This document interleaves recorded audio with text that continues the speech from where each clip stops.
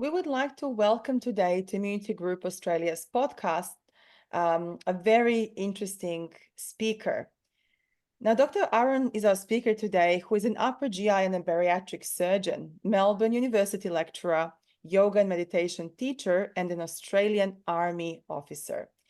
He has been a researcher of the mind-body-gut connection and how it can be applied in a surgical practice in an evidence-based, practical, and safe manner.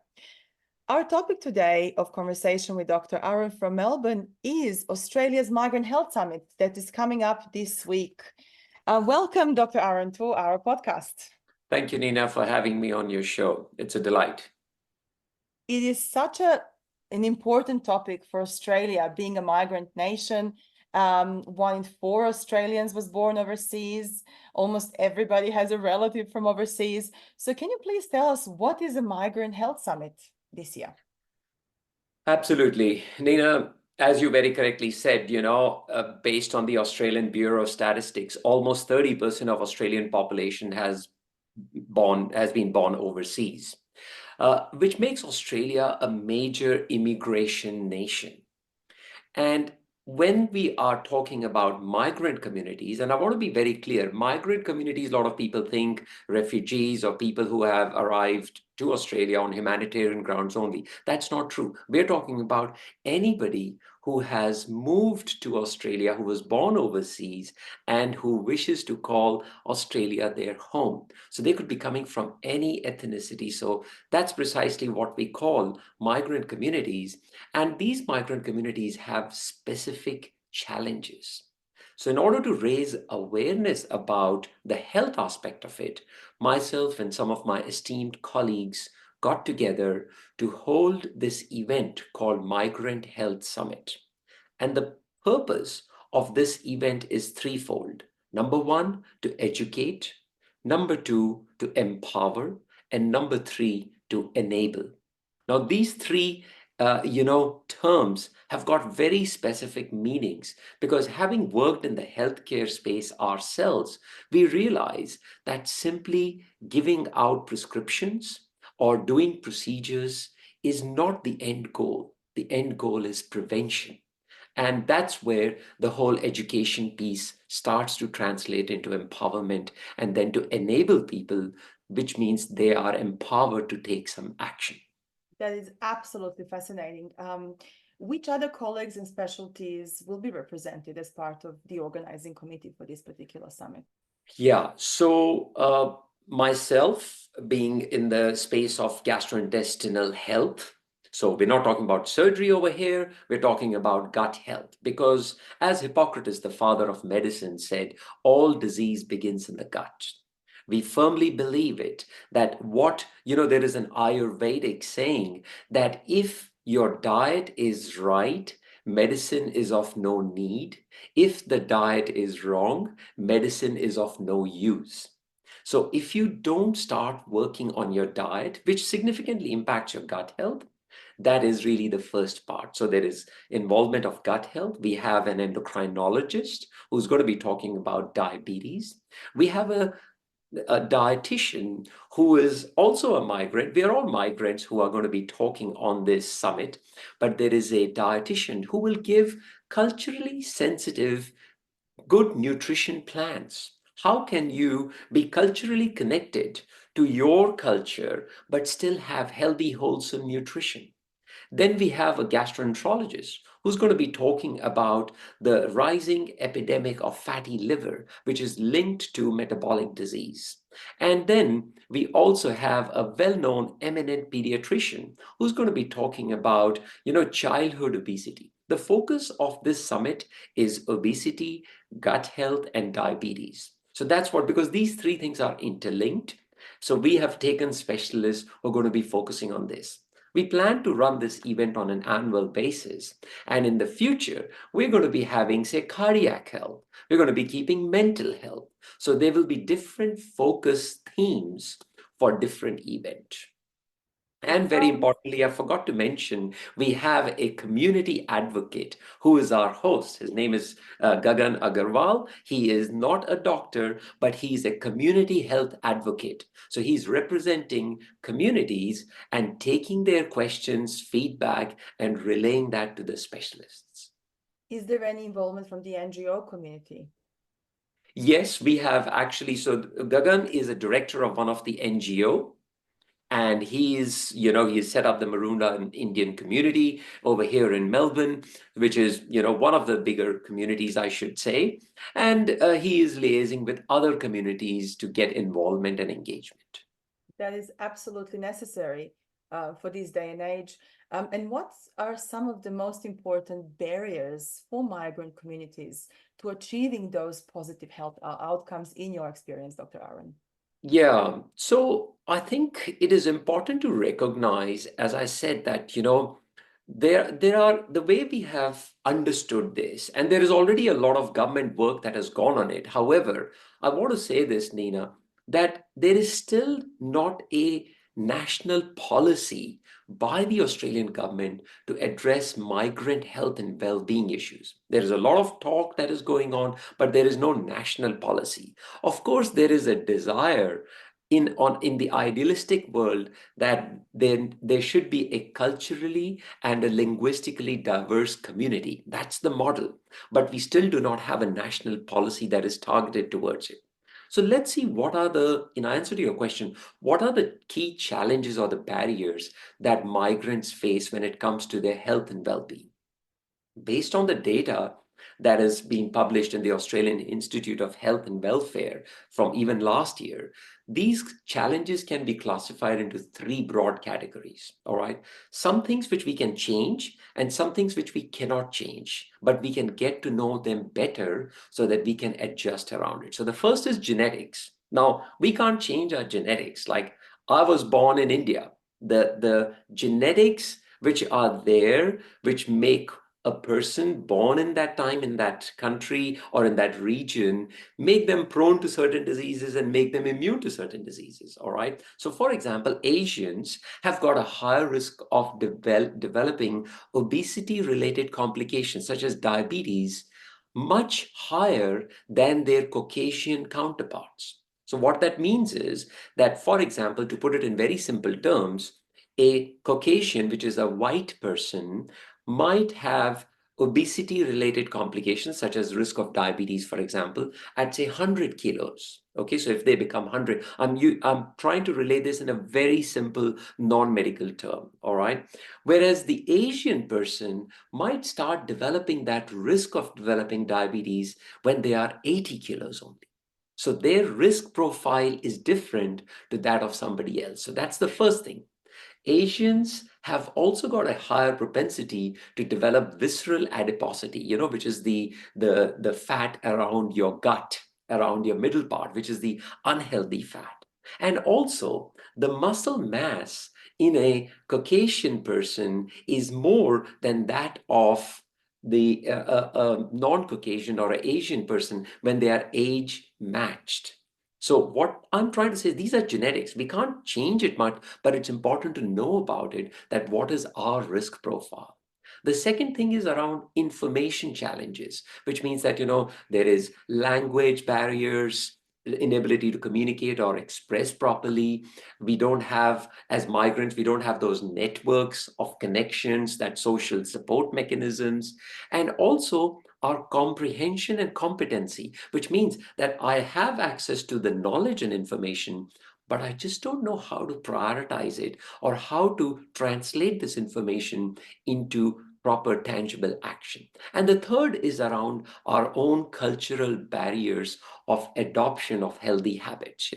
This could be, what kind of food choices we make, how we kind of rely on, and I'm just talking about food at this stage, but this could apply to anything, to our habits of exercise, mobility. Do we prefer just watching TV versus going out for walks, cycling, those sort of things? And when it comes to children, is there another layer of complexity there when it comes to migrant children in particular?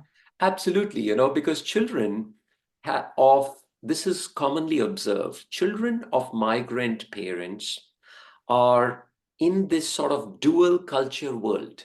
All right. I've seen this in my own kids because I was not born here. I was born in India, but my kids were born here.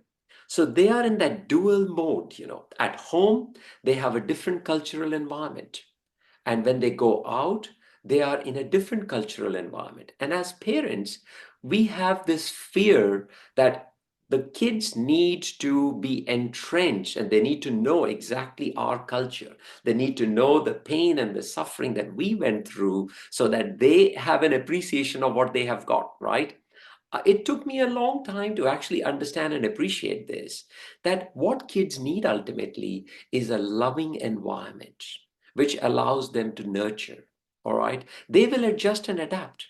And if we showcase to them, not in an arrogant way, but in a way that truly allows us to contribute to this place, this new country that we have come to, we can showcase to them that our culture brings so much value to this new place that we call home.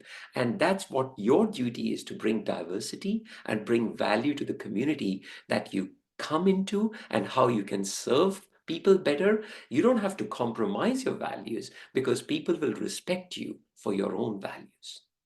That And is I've seen so that beautifully genuinely. said, from practical exposure to this, I guess, wider social phenomenon. When it comes to trust, Dr. Aaron, do you find that migrant communities trust more doctors from their own cultural background or not? What is your experience in Yeah. this? Okay. I will answer this question in a way that how I have experienced and how I've heard from many other of my colleagues. Uh, Generally speaking, migrant communities, when they come to a new country, they are struggling to develop those bonds, all right, because of lack of social connections, lack of relatability, and all of those reasons. So the element of trust is not as high. You tend to doubt and double check, triple check everything. Also, when you are looking back at your own country, and I talk about specifically about India, well, there is always people are in the habit of taking second opinions, third opinions, fourth opinions about any medical issue that they may be facing. All right. Whereas if you look at here in Australia, the Australian culture is you go to a hospital and you follow the doctor's advice because that's what you put your trust in. You put your trust in the system, which is a big change. It's a big shift for people who are migrants, who have not been born here, not been raised in this system. So therein lies, you take your time to start developing that trust. And I think time is what you need to give to yourself. And some people will have good experiences, some people will not have good experiences. And that's the journey that they have to undertake. And I love the fact that you have recognized this as a group of colleagues and or are organizing a dedicated summit to this topic. Before we move on to the next question, I just wanted to ask you, has there been any government sign of support, local government, for this initiative in Victoria? Or is this in such an early phase that this is the next stage of the project? Yeah, so Nina, at this stage, we have engaged with NGO organizations and all of that. Our plan is to start where we are with whatever we have. It's an early initiative, but the intentions are pure. We are doing this with a sense of love, care, and to empower people so that they can actually, enable their communities with the information that we are going to be sharing with them. And the information is going to be practical. We're not going into changing your prescriptions and all of that. No, we're not into that. You've got to see your GP and take it from there. But it is about preventing disease. And prevention is always better than cure. That's what we believe. And that definitely information and education empowers patients, communities, and hopefully GPs Australia-wide, especially in regional areas, which often lack specialists, they lack access to services and funding above all. Now, tell me about yourself. Your background is so diverse. So interesting. What would you like to highlight from your background as your most important activities in this healthcare education space and activism? Yeah. So, Nina, look, I always say that, every individual has to have their own journey in order to actually bring care and compassion into the work that they are doing. Personally speaking, I realized that when I migrated to this beautiful country of Australia, I realized that I got into this mode of, I got to get security. All right. We are all chasing security. And how does security come? Security comes from getting a good job and making enough money. So what do? You start working long hours. You literally, in my sort of terms, what I say is you burn the candle on both sides. All right. So you make sort of, and I was doing as a surgeon, working in hospitals, working in emergency, long hours, and you don't care about your health. You say, you know what, I'm young. Who cares? Let's just work. You rely on convenience foods. You sort of, your food choices are not the best sometimes. And then a tipping point comes. And that tipping point could take the shape of a physical health challenge. It could be a mental health challenge. It could be a relationship challenge or financial challenge, whatever it may be. Because you were paying attention to one area of your life while you completely ignored another area of your life. And for me, fortunately, it wasn't a health issue, but I could realize that I was experiencing lethargy. I'd started to gain weight around my abdomen, especially. I was feeling more frustrated. I was more irritable. These were just early signs. And you realize, you know what? Something has to shift. This cannot be sustained. And that was my light bulb moment, for want of a better word. So I decided to go and educate myself on what are the principles of a holistic health and well-being. So I became a certified yoga and meditation teacher. I took courses in gut health and sort of, how we can empower ourselves by optimizing our gut health, because your metabolism lives in your gut. All right. So the outcome of that was my first book called Happy Gut, Healthy Weight. And that was a big sort of learning for myself because, as they say, the book that makes the most difference in your life is not the one you read, but it's the one you write. So when I wrote that book, I'd written that book for my patients, because a lot of my patients would be experiencing gut health issues and obesity issues and all that. And they would keep coming for medications or procedures and all of that. But then I would have to spend a long time educating them. So that was like my own turning point. And that slowly morphed into a program that I run, which is called Peak Health Mastery. Now, Peak Health Mastery is a program that incorporates a 30-minute session of education. It's an 8-week program which goes from the mind to the body to the gut to the heart and to the soul. So these are the different elements that we go into. In a very scientific way we approach it. There is some mindful movement involved in it. So movement allows you to create mindfulness. And then there is a last piece, last 30 minutes. So it's an hour and a half class. It's a 90-minute class. And it essentially, last 30 minutes is on mindful meditation, and there is a little bit of Q&A at the end of it. So this is the Peak Health Mastery. This is a work that I'm really passionate about. This is a bit work which is separate to the Migrant Health Summit that we're doing. Migrant Health Summit is just an online 90-minute webinar. But Peak Health Mastery is something that is an ongoing work. It's an 8-week class that we run from school term to school term. So that's kind of my own personal life mission, which I want to develop to help empower people.